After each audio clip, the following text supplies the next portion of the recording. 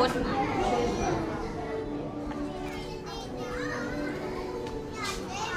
จูนจูน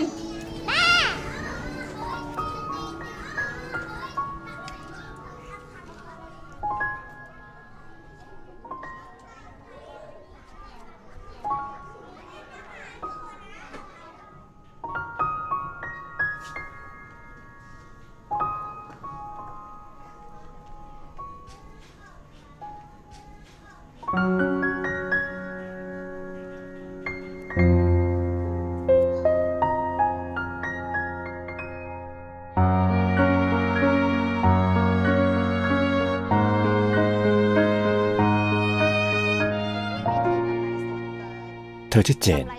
เป็นนักศึกษาปีที่ 4เธอเป็นคนเก็บตัวไม่สุงสิงกับใครพอถึงเวลาเลิกเรียนเธอก็มักจะรีบกลับบ้านเร็วเสมอจูน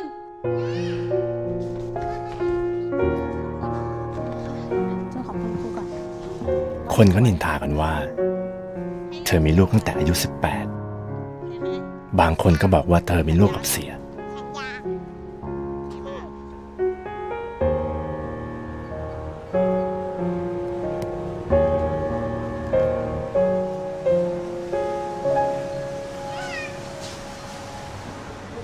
รับสอนเด็กเปล่า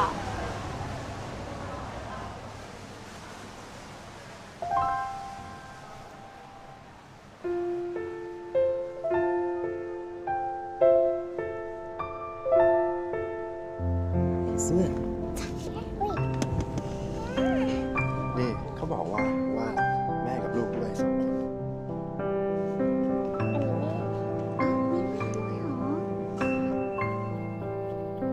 ใส่ทีละแขน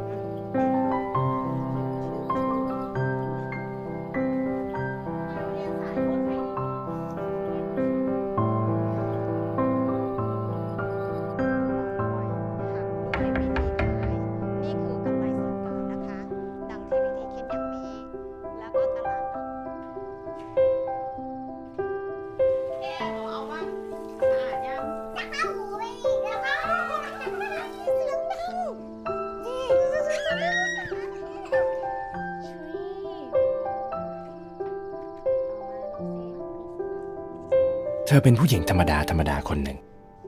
ไม่ใช่คนสวยไม่ได้โดดเด่นอะไรแต่รอยยิ้มที่เธอมีให้จูนมันทำให้เธอเป็นผู้หญิงที่สวยมากสำหรับผม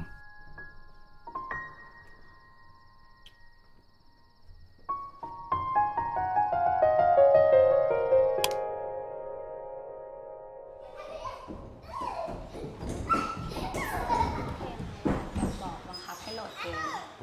เอาเกมบาร์บี้เกมนั้นเกมนี้เจนทำไมเธอไม่บอกความจริงทุกคนไปเลยอะความจริงเรื่องอะไรเรื่องจูนก็ไม่เห็นน้องบอกว่าจะบอกไหมอะคนอื่นก็จะมองเจนไม่ดีนะ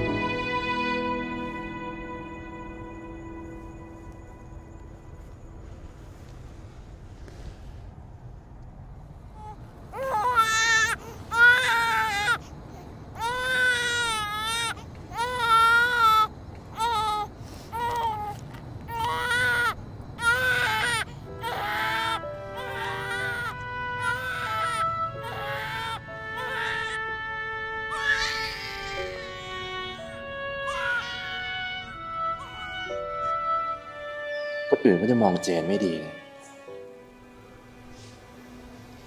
ให้คนอื่นเขามองเราไม่ดียังดีกว่ามองจูนไม่ดีปะ